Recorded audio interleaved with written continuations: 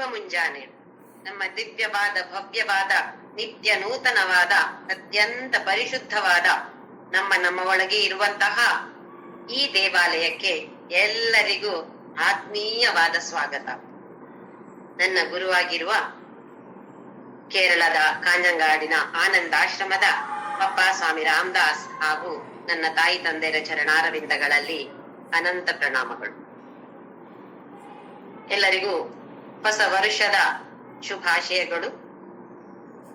ಈ ಶೋಭಕೃತ್ ನಾಮ ಸಂವತ್ಸರದಲ್ಲಿ ನಾವೆಲ್ಲರೂ ಸಾಧಕರಾಗಿ ಪ್ರಾರ್ಥನೆಯನ್ನ ದಿನಾ ಅವನ ಮುಂದೆ ಇಡಬೇಕು. ಅದು ಕೊಡು ಇದು ಕೊಡು, ಲೌಕಿಕದ್ದು ಬೇರೆ, ಆ ವಿಷಯದಲ್ಲಿ ನಾವಿಲ್ಲ. ನಾವೀಗ ಕಲಿತುಕೊಳ್ಳುವ ಅದು ನಮ್ಗೆ ಹೇಗಾದ್ರೂ ಮಾಡ್ತಾ ಇರ್ತೇವೆ. ನಾವೀಗ ಮಾಡ್ಬೇಕಾದದ್ದು ಏನು ಅಂತ ಹೇಳಿದ್ರೆ, ನನ್ನ ಮನಸ್ಸು ಪರಿಶುದ್ಧವಾಗಲಿ, ಎಲ್ಲರನ್ನು ಪ್ರೀತಿಯಿಂದ ಕಾಣುವ ಹಾಗೆ ಮಾಡು, ಎಲ್ಲರಲ್ಲಿಯೂ ನಿನ್ನನ್ನೇ ನೋಡುವ ಹಾಗೆ ಮಾಡು, ಎಲ್ಲರ ಸೇವೆಯನ್ನು ಹೇಗೆ ಮಾಡ್ಬೇಕು, ನಾನು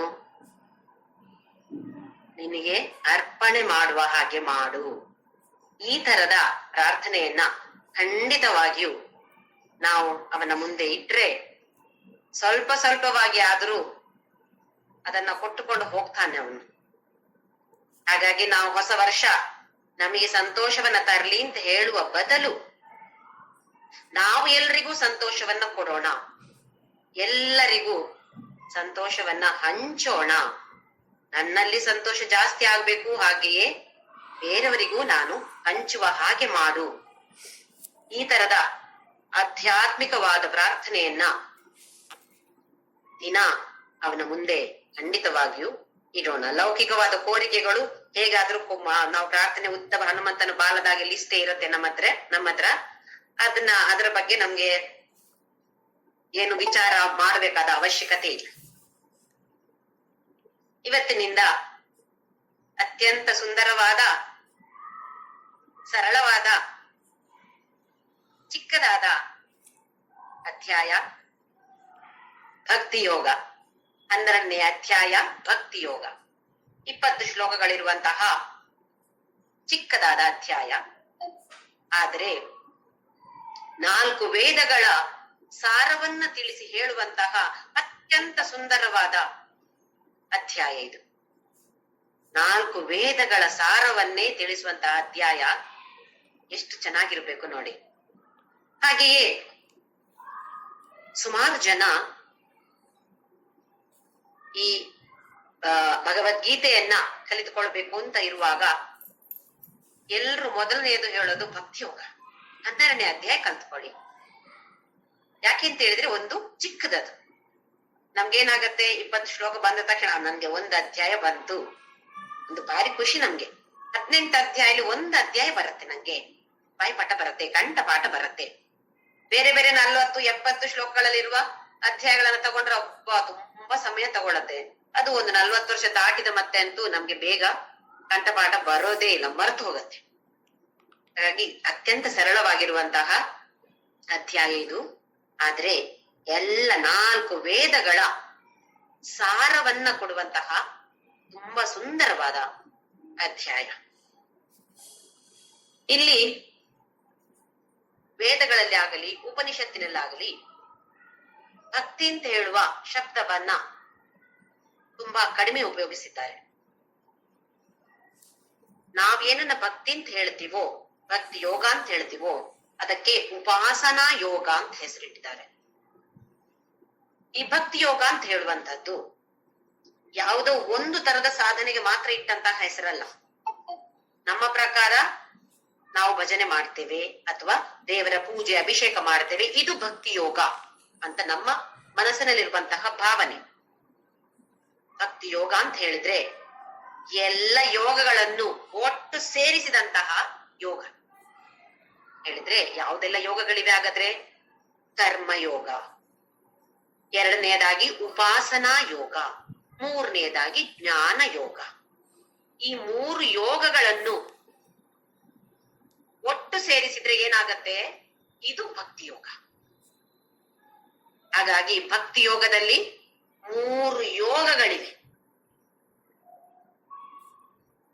ಭಕ್ತಿ ಯೋಗ ಅಂತ ಹೇಳೋದು ಯಾವುದೋ ಒಂದು ಸಾಧನೆಯ ಬಗ್ಗೆ ಹೇಳುವಂತಹ ಯೋಗ ಅಲ್ಲ. 3 ಯೋಗಗಳನ್ನು ಒಟ್ಟು ಸೇರಿಸಿ ಹೇಳುವಂತದ್ದು ಕರ್ಮಯೋಗ, ಉಪಾಸನಾ ಯೋಗ ಹಾಗೂ ಜ್ಞಾನ ಯೋಗ. ಈ 3 ಯೋಗಗಳನ್ನು ಒಟ್ಟು ಸೇರಿಸಿದ್ರೆ ಕರ್ಮಯೋಗ ಪ್ಲಸ್ ಉಪಾಸನಾ ಯೋಗ ಪ್ಲಸ್ ಜ್ಞಾನ ಯೋಗ ಈಕ್ವಲ್ಸ್ ಭಕ್ತಿ ಯೋಗ. ಒಂದು ಈಕ್ವೇಶನ್ ಮಾಡಿಕೊಳ್ಬಹುದು ನಾವು. ಈಗ ಭಕ್ತಿ ಯೋಗದಲ್ಲಿ ಈ 3 ಇದೆ ಅಂತ ಹೇಳಿದ್ವಿ. ಇದು ದೊಡ್ಡ ದೊಡ್ಡ ಎತ್ತರ ಸ್ಟೆಪ್ಸ್ ಇದ್ದಾಗಿರುತ್ತೆ. ನಮ್ಗಿವಾಗ ಯಾವುದೋ ಹಳೆಯ ದೇವಸ್ಥಾನಕ್ಕೆ ಹೋದ್ರೆ ಎತ್ತರ ಮೆಟ್ಲಿರತ್ತೆ. ಒಂದು ಮೆಟ್ಲಿಂದ ಇನ್ನೊಂದು ಮೆಟ್ಲಿಗೆ ತುಂಬಾ ಜಾಗ ಬಿಟ್ಟಿರ್ತಾರೆ, ಎತ್ತರವಾಗಿರತ್ತೆ. ಅದ್ರಲ್ಲೂ ನಮ್ಮಂತ ಹೆಚ್ಚಿನವರಿಗೆ ಮೊಣಕಾಲು ನೋವು ಬೇರೆ, ಹತ್ತಕ್ಕಾಗತ್ತಾ? ಎಷ್ಟು ಕಷ್ಟ. ಯಾರೋ ಆ ಕಡೆ ಈ ಕಡೆ ಕೈ ಇಟ್ಕೊಂಡು ಹತ್ತಬೇಕು ನಾವು. ಹಾಗಿದ್ದಾಗ ಅದರ ಮಧ್ಯದಲ್ಲಿ ಸಣ್ಣ ಸಣ್ಣ ಕೆಲವು ಕಲ್ಲುಗಳನ್ನಿಟ್ರೆ ಹೇಗೆ ನಾವು ಸುಲಭವಾಗಿ ಮೇಲೆ ಹತ್ತಬಹುದು, ಹಾಗೆಯೇ ಈ ಭಕ್ತಿ ಯೋಗ ಇದನ್ನ ಹಂತ ಹಂತವಾಗಿ ವಿಭಾಗ ಮಾಡಿದ್ದಾರೆ. 3 ವಿಭಾಗಗಳನ್ನ ನಾವು ನೋಡಿದೆವು. ಅದರಲ್ಲಿಯೂ ಮತ್ತೆ ವಿಭಾಗವನ್ನ ಮಾಡಿದ್ದಾರೆ. ಕರ್ಮಯೋಗವನ್ನ 2 ವಿಭಾಗಿಸಿದ್ದಾರೆ. 2 ಭಾಗಗಳಿವೆ ಕರ್ಮಯೋಗದಲ್ಲಿ. ಅದನ್ನ ಮೊದಲನೆಯ ಹಂತ, 2ನೇ ಹಂತ ಅಂತ ಕರಿಬಹುದು. ಕರ್ಮಯೋಗದ 1ನೇ ಹಂತ, ಕರ್ಮಯೋಗದ 2ನೇ ಹಂತ. ಹಾಗೆಯೇ ಉಪಾಸನಾ ಯೋಗವನ್ನ 2 ವಿಭಾಗಗಳಾಗಿ ವಿಂಗಡಿಸಿದ್ದಾರೆ. ಉಪಾಸನಾ ಯೋಗದ 1ನೇ ಹಂತ, ಉಪಾಸನಾ ಯೋಗದ 2ನೇ ಹಂತ. ಜ್ಞಾನ ಯೋಗದಲ್ಲಿ ಒಂದೇ ಇರುವಂತಹದ್ದು. ಇದೆಲ್ಲವನ್ನು ಸೇರಿಸಿಕೊಂಡು ನಾವು ಭಕ್ತಿ ಯೋಗದ 1ನೆಯ ಲೆವೆಲ್ ಅಥವಾ ಹಂತ, ಭಕ್ತಿ ಯೋಗದ 2ನೇ ಹಂತ, ಭಕ್ತಿ ಯೋಗದ 3ನೇ ಹಂತ, ಭಕ್ತಿ ಯೋಗದ 4ನೇ ಹಂತ, ಭಕ್ತಿ ಯೋಗದ 5ನೇ ಹಂತ ಅಂತ ತಿಳಿದುಕೊಳ್ಬಹುದು. ಈಗ ನೋಡೋಣ ಈ ಹಂತಗಳು ಏನು ಅಂತ ಹೇಳ್ಬಿಟ್ಟು. ಭಕ್ತಿ ಯೋಗದ 1ನೆಯ ಹಂತ ಅಂತ ಹೇಳಿದ್ರೆ ಕರ್ಮಯೋಗದ 1ನೆಯ ಹಂತ. ಕರ್ಮಯೋಗದ 1ನೆಯ ಹಂತದಲ್ಲಿ ಸ್ವಾರ್ಥಕ್ಕಾಗಿ ಮಾಡುವಂತಹ ಕೆಲಸ. ನಮ್ಮಲ್ಲಿ ನಾವೇ ಉದಾಹರಣೆಗೆ ತಗೊಳ್ಳೋಣ, ನಮ್ಮನ್ನೇ ತಗೊಳ್ಳೋಣ ಉದಾಹರಣೆಗೆ. ನಾವು ಎಷ್ಟೊಂದು ಪೂಜೆ ಪುನಸ್ಕಾರ ಮಾಡ್ತೇವೆ. ಯಾಕೆ? ಏನಾಗ್ಬೇಕಾಗಿದೆ?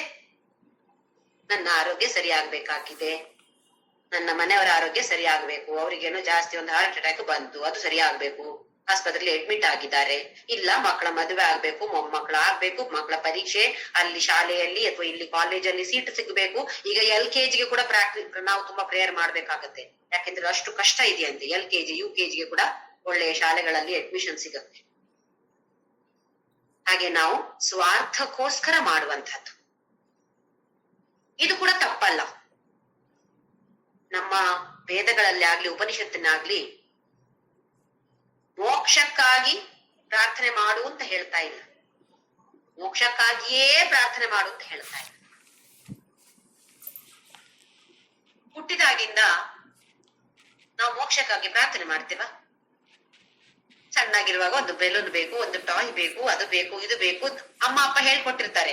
ನೀನ್ ಏನ್ ಕೇಳಿದ್ಯೋ ಎಲ್ಲ ಸಿಗತ್ತೆ, ಮಾತ್ರ ನೀನು ಬೆನಕ ಏಕದಂತ ಹೇಳ್ಬೇಕು. ನಮ್ಗದ ಅಭ್ಯಾಸ ಆಗ್ಬಿಟ್ಟಿರತ್ತೆ. ನಾನ್ ಹೀಗೆ ಶ್ಲೋಕ ಹೇಳಿದ್ರೆ ನಾನ್ ಕೇಳಿದ್ದೆಲ್ಲ ನಂಗೆ ಸಿಗತ್ತೆ. ಕೇಳೋದೇನು? ಮೋಕ್ಷದ ಬಗ್ಗೆ ಆಲೋಚನೆ ಇದೆಯಾ? ಇಲ್ಲ. ಲೌಕಿಕ ಕೋರಿಕೆಗಳೇ, ಇದು ಬೇಕು, ಅದು ಬೇಕು, ಆ ಸಂಪತ್ತು ಬೇಕು, ಈ ಕಾರು ಬೇಕು, ಈ ಮನೆ ಬೇಕು, ಈ ತರದ ಕೋರಿಕೆಗಳು.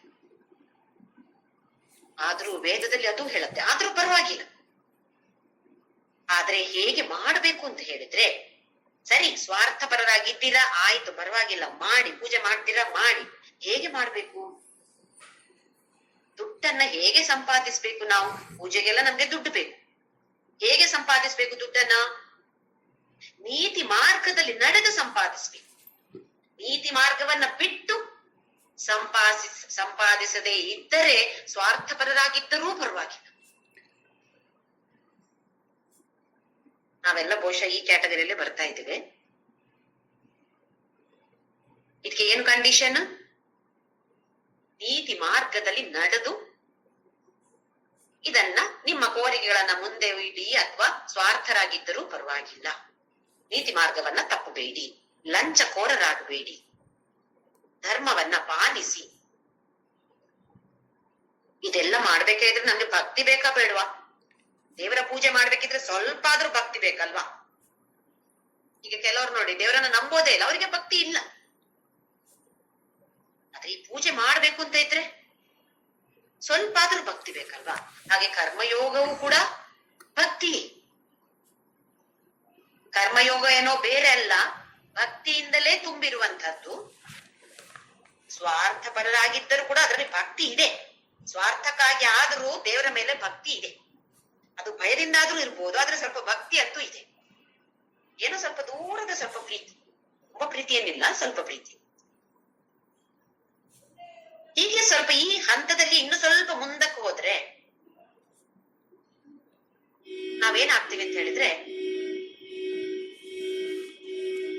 ಸ್ವಲ್ಪ ಒಂದು ಏನೇ ಬಂದ್ರು ಸರಿಯಪ್ಪ ನೀನ್ ಇದನ್ನ ಕೊಡ್ತೀಯ ನನ್ಗೆ, ಆಯ್ತು ಕೊಟ್ಟು ಬಿಡು ಅಂತ ಹೇಳೋ ಒಂದು ಭಾವನೆ. ಅವನು ಹೇಗಾದ್ರೂ ಕೊಡೋದನ್ನು ಕೊಟ್ಟೆ ಕೊಡ್ತಾನೆ ನಮ್ಗೆ, ಒಳ್ಳೇದು ಕೆಟ್ಟೋದು ಏನು.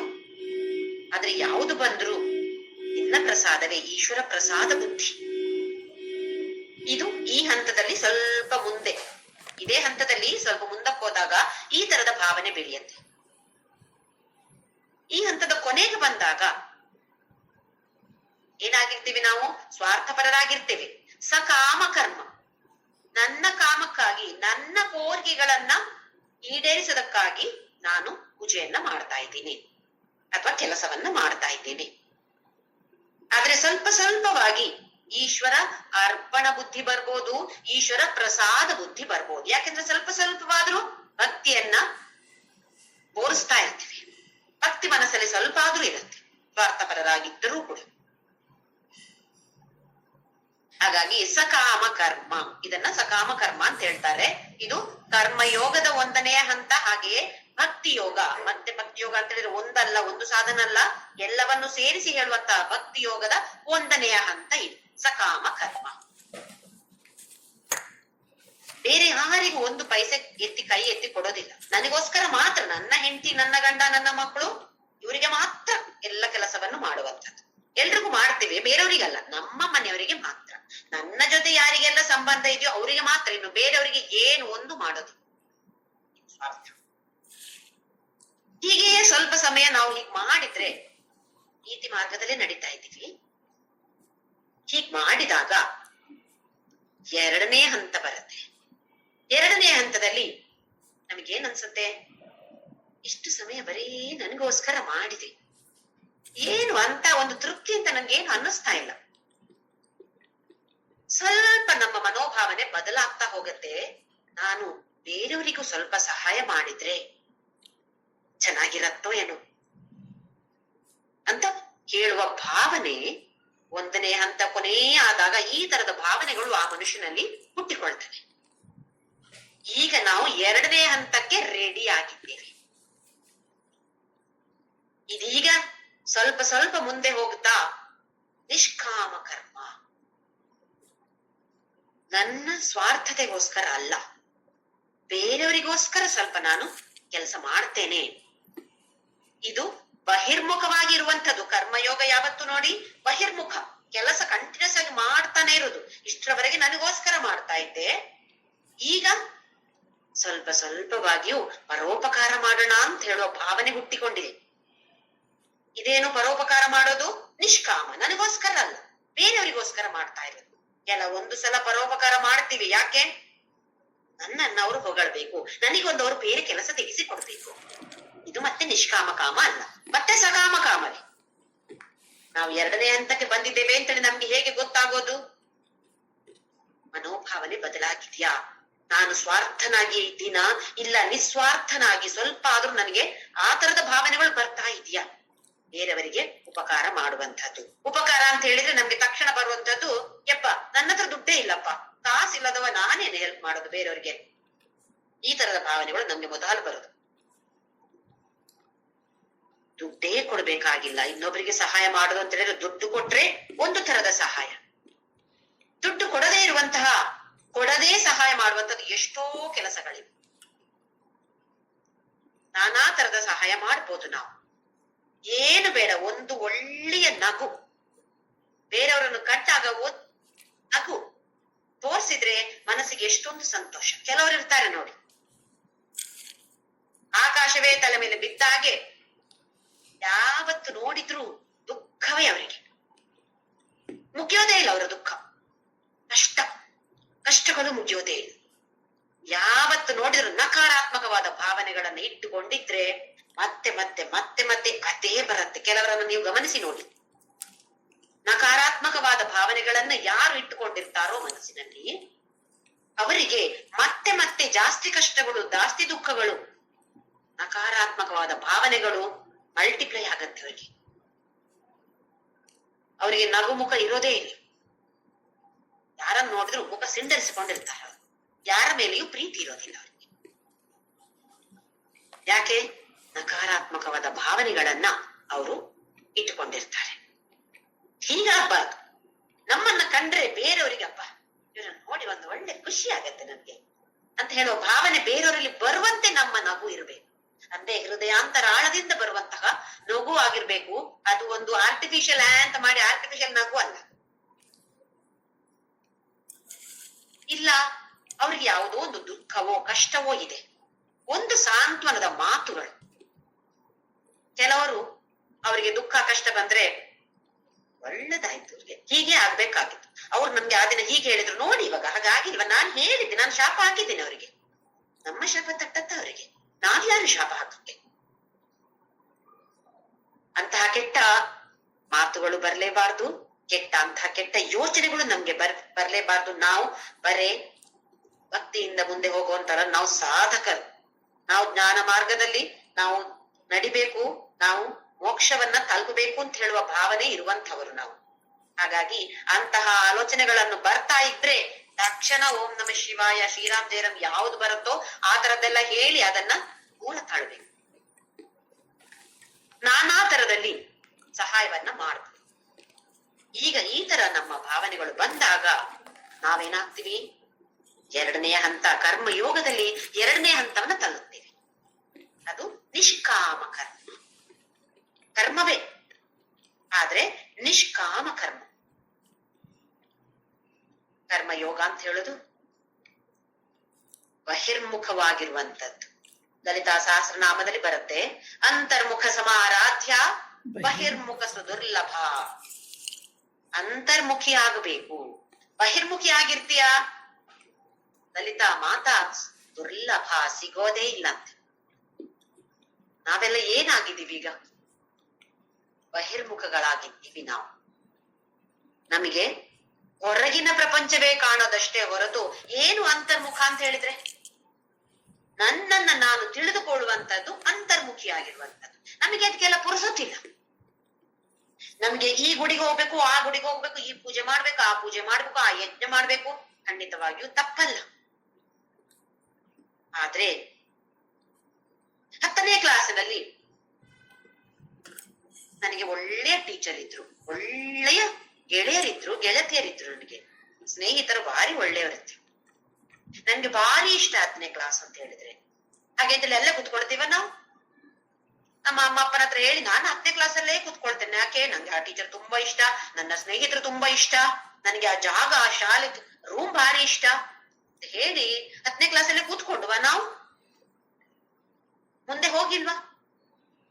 ಅದೇ ತರ ಮುಂದೆ ಹೋಗ್ಬೇಕು ತಾನೆ. ಪೂಜೆ ಮಾಡಬಾರ್ದು, ದೇವಸ್ಥಾನಕ್ಕೆ ಹೋಗಬಾರ್ದು, ಯಜ್ಞ ಮಾಡಬಾರ್ದು ಅಂತ, ಹೋಮ ಮಾಡಬಾರ್ದು ಅಂತ ಖಂಡಿತವಾಗಿಯೂ ವೇದ ಪುರಾಣಗಳಲ್ಲಿ ಹೇಳಿಲ್ಲ, ನಮ್ಮ ಭಗವದ್ಗೀತೆಯೂ ಹೇಳೋದಿಲ್ಲ. ಆದ್ರೆ ಮುಂದೆ ಮುಂದಕ್ಕೆ ಹೋಗಿ ನನ್ನನ್ನು ನಾನು ತಿಳಿದುಕೊಳ್ಳುವಂತಹ ಪ್ರಯತ್ನವನ್ನ ಮಾಡುವಂತವರಾಗ್ಬೇಕು ಅಂತ ಹೇಳುತ್ತೆ ವೇದ ಆಗ್ಲಿ, ಪುರಾಣ ಆಗ್ಲಿ, ಭಗವದ್ಗೀತೆ ಆಗ್ಲಿ. ಅಲ್ಲೇ ಇರಬೇಡಿ, ಅದರಿಂದ ಮುಂದೆ ಮುಂದೆ ಮುಂದೆ ಮುಂದೆ ಸಾಗಿ. ಹೇಗೆ ಸಾಗೋದು? ಜ್ಞಾನವನ್ನ ಸಂಪಾದನೆ ಮಾಡಿಕೊಂಡು ನಾನು ಯಾರು, ಎಲ್ಲಿಂದ ಬಂದೆ, ಯಾಕಾಗಿ ಬಂದೆ, ನನ್ನ ಗುರಿ ಏನು, ಎಲ್ಲಿಗೆ ಹೋಗ್ತಾ ಇದ್ದೀನಿ ನಾನು, ಬೇಡ ನಾನ್ ಯಾರು ಇದೆಲ್ಲ ಗೊತ್ತಾಗೋದಿಲ್ಲ, ಸರಿ ಬಿಡಿ, ಹೋಗ್ಲಿ ಬಿಡಿ. ನನ್ನ ಮನಸ್ಸಿನಲ್ಲಿ ಏನಾಗ್ತಿದೆ ಗೊತ್ತಿದೆ ತಾನೆ, ಯಾರಾದ್ರೂ ಹೊಗಳಿದ್ರೆ ನನ್ನ ಮನಸ್ಸಲ್ಲಿ ಏನಾಗತ್ತೆ, ಯಾರಾನು ನನ್ನನ್ನ ದೂಷಣೆ ಮಾಡಿದ್ರೆ, ನನ್ನನ್ನು ಅಪಮಾನ ಮಾಡಿದ್ರೆ ನನ್ನ ಮನಸ್ಸಲ್ಲಿ ಏನಾಗತ್ತೆ ಇದು ಗೊತ್ತಿದೆ ತಾನೇ ನಮಗೆ. ಯಾಕೆ ನನ್ಗೆ ದುಃಖ ಆಗತ್ತೆ, ಯಾಕೆ ನನ್ನ ಮನಸ್ಸಿಗೆ ಕಷ್ಟ ಅನ್ಸತ್ತೆ, ಇದರ ಬಗ್ಗೆ ವಿಚಾರವನ್ನ ಮಾಡುವಂತವರಾಗ್ಬೇಕು ನಾವು. ಕರ್ಮಯೋಗವನ್ನ ಮಾಡಿ ಅದು ನಿಸ್ವಾರ್ಥಿಗಳಾಗಿ ಈ ತರ ಮಾಡಿದಾಗ ಏನಾಗತ್ತೆ, ಮನಸ್ಸು ನಿರ್ಮಲವಾಗತ್ತೆ, ಮನಸ್ಸು ಪರಿಶುದ್ಧವಾಗ್ತಾ ಹೋಗತ್ತೆ, ಮನಸ್ಸಿನ ಸಂಸ್ಕರಣೀಕರ ಆಗತ್ತೆ, ಸಂಸ್ಕರಣ ಮನಸ್ಸಿನ ರಿಫೈನ್ಮೆಂಟ್ ಆಗ್ತಾ ಹೋಗುತ್ತೆ. ಈಗ ನಮ್ಗೆ ಲೌಕಿಕದಲ್ಲಿ ನಮ್ಗೆ ಯಶಸ್ಸು ಸಿಕ್ಕಿದ್ರೆ, ಲೋಕದಲ್ಲಿ ಯಶಸ್ಸು ಅಂತ ಹೇಳಿದ್ರೆ ನಾವ್ ಹೇಗೆ ಹೇಳ್ತೀವಿ, ಯಾರೋ ಒಬ್ರು ಕೋಟಿಗಟ್ಲೆ 4 ಕೋಟಿ ಕೊಟ್ಟಿದಾರಂತೆ ಮಾರ್ರೆ, ಅವ್ರು ಈ ಮನೆ ತಗೊಂಡಿದ್ದಾರೆ ನೋಡಿ, ಇಲ್ಲ ಇಷ್ಟು ಚೆನ್ನಾಗಿದೆ, ಏನು ಯಶಸ್ಸಲ್ಲ ಇವತ್ತು, 50 ಲಕ್ಷ ಕೊಟ್ಟು ಕಾರ್ ತಗೊಂಡಿದ್ದಾರೆ, ಅವ್ರು ಹಾಕೋ ಚಿನ್ನ ನೋಡಿ ಯಾವತ್ತು ಡೈಮಂಡೇ. ಇದೇನು ಲೋಕದ ಯಶಸ್ಸನ್ನ ನಾವು ಅಳತೆ ಮಾಡುವ ಒಂದು ಪದ್ಧತಿ. ಅಧ್ಯಾತ್ಮದಲ್ಲಿ ಹೇಗೆ, ಅಧ್ಯಾತ್ಮದಲ್ಲಿ ಯಶಸ್ಸನ್ನ ಪಡೆದವರನ್ನು ಅಳತೆ ಮಾಡಕ್ಕೆ ನಮ್ಗೆ ಸಾಧ್ಯ ಇಲ್ಲ. ಯಾಕೆಂದ್ರೆ ಅದು ಒಳಗೆ ಇರುವಂಥದ್ದು, ಹೊರಗೆ ಕಾಣಬಹುದು ಕಾಣದೇ ಇರ್ಬೋದು, ಕೆಲವು ಮನುಷ್ಯರಲ್ಲಿ ಕಾಣಬಹುದು, ಕೆಲವು ಮನುಷ್ಯರಲ್ಲಿ ಕಾಣದೇ ಇರ್ಬೋದು.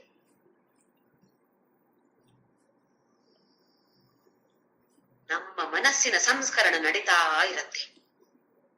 ಹೀಗೆಲ್ಲ ನಾವು ಮಾಡ್ತಾ ಮಾಡ್ತಾ ವಿಚಾರ ಮಾಡ್ತಾ ಮುಂದೆ ಹೋದ ಹಾಗೆ ಮನಸ್ಸು ಇನ್ನೂ ಪರಿಶುದ್ಧವಾಗಿ ಹೋಗ್ತಾ ಇರತ್ತೆ.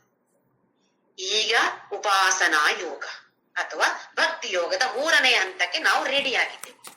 ಎಲ್ಲದಕ್ಕೂ ಒಂದು ಅರ್ಹತೆ ಬೇಕು ತಾನೆ, ಒಂದು ಕ್ವಾಲಿಫಿಕೇಶನ್ ಬೇಕು. ನಾನು ಸುಮ್ನೆ ಹೋಗಿ ನನಗೆ MSc ಮ್ಯಾಥ್ಸ್ ಮಾಡ್ಬೇಕು, 4ನೇ ಕ್ಲಾಸಲ್ಲಿ ಕೂತ್ಕೊಂಡು ನನ್ಗೆ MSc ಮ್ಯಾಥ್ಸ್ ಮಾಡ್ಬೇಕು ಅಂದ್ರೆ ಆಗತ್ತಾ? ಅದಕ್ಕೆ ಸರಿಯಾದ ಅರ್ಹತೆ ಬೇಕು. PUC ಯಲ್ಲಿ ಮ್ಯಾಥಮೆಟಿಕ್ಸ್ ತಗೊಂಡಿರ್ಬೇಕು, ಗಣಿತ ಜ್ಞಾನ ಇಲ್ಲ ಅಂತ ಹೇಳಿದ್ರೆ ಆಮೇಲೆ ಮ್ಯಾಥ್ಸ್ MSc ಮಾಡೋದು ಹೇಗೆ? ಹಾಗೆಯೇ ಇಲ್ಲಿ ಕೂಡ ಒಂದೊಂದು ಹಂತವನ್ನ ನಾವು ಮುಂದೆ ಹೋಗ್ಬೇಕು ಅಂತ ಆದ್ರೆ ನಮಗೆ ಅದರಲ್ಲಿ ಅರ್ಹತೆ ಬೇಕು, ಕ್ವಾಲಿಫಿಕೇಶನ್ ಬೇಕು. ಈಗ ನಾವು ಉಪಾಸನಾ ಯೋಗ, ಭಕ್ತಿ ಯೋಗದ 3ನೆಯ ಹಂತಕ್ಕೆ ಉಪಾಸನಾ ಯೋಗದ 1ನೆಯ ಹಂತ ಅಂತ ಹೆಸರು. ಇದ್ರಲ್ಲಿ ಏನ್ ಮಾಡ್ತೀವಿ ನಾವು? ಈ ಉಪಾಸನಾ ಯೋಗದಲ್ಲಿ ಸಗುಣ ಉಪಾಸನೆ ಮಾಡ್ತೀವಿ. ಸಗುಣ ಅಂತ ಹೇಳಿದ್ರೆ ಏನು? ಯಾವುದೋ ಒಂದು ಅವತಾರವೆತ್ತಿದ ದೇವರ ನಾಮ ರೂಪ ಇರುವಂತಹ ದೇವರ ಉಪಾಸನೆ ಮಾಡುವಂಥದ್ದು, ಪೂಜೆ ಮಾಡುವಂಥದ್ದು ಅಥವಾ ಧ್ಯಾನ ಮಾಡುವಂಥದ್ದು ಸಗುಣೋಪಾಸನೆ. ಉಪಾಸನಾ ಯೋಗ 2 ಹಂತಗಳಲ್ಲಿ ಕೂಡ ಸಗುಣ ಉಪಾಸನೆ ಇರುವಂಥದ್ದು.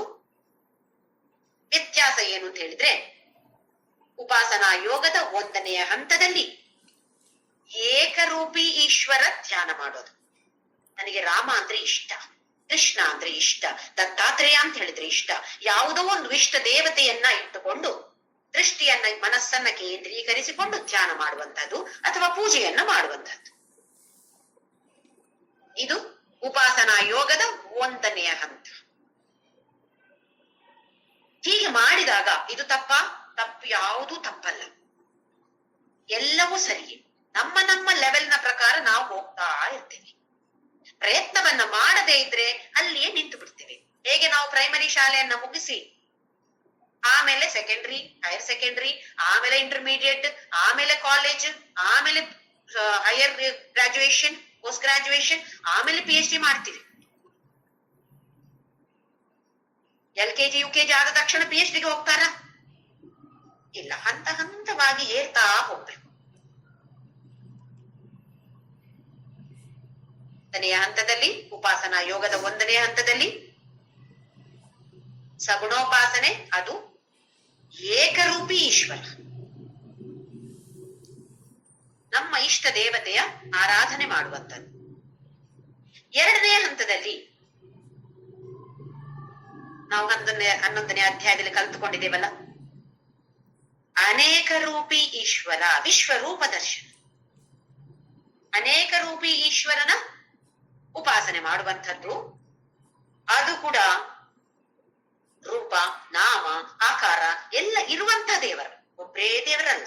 ಈಗ ಎಲ್ಲರೂ ನಮ್ಗೆ ದೇವರಾಗೆ ಕಾಣಿಸ್ತಾ ಇದ್ದಾರೆ, ಎಲ್ಲರೂ ಕಾಣುವಂಥದ್ದು ಸಗುಣ ರೂಪ. ಸಗುಣ ಅಂತ ಹೇಳಿದ್ರೆ ಇಲ್ಲಿ ಯಾವತ್ತು ಕೂಡ ನಾಮ ರೂಪ ಗುಣ ಆಕಾರ ಎಲ್ಲ ಇರುವಂತಹ ಒಂದು ದೇವರು. ಇದರ ಬಗ್ಗೆ ನಾವು ಈ ದೇವರನ್ನ ಆರಾಧನೆ ಮಾಡುವಂಥದ್ದು ಅಥವಾ ಈ ದೇವರನ್ನ ಎಲ್ಲರಲ್ಲಿಯೂ ನೋಡುವಂಥದ್ದು. ಇದು ಎರಡನೆಯ ಹಂತ, ಉಪಾಸನಾ ಯೋಗದ ಎರಡನೆಯ ಹಂತ ಅಥವಾ ಭಕ್ತಿ ಯೋಗದ ನಾಲ್ಕನೆಯ ಹಂತ. ಕೊನೆಯಲ್ಲಿ ಒಂದೇ ಒಂದಿರೋದು ಜ್ಞಾನ ಯೋಗ. ಜ್ಞಾನ ಯೋಗ ಅಂತ ಹೇಳಿದ್ರೆ ಶ್ರವಣ ಮನನ ನಿಧಿಧ್ಯಾಸನ,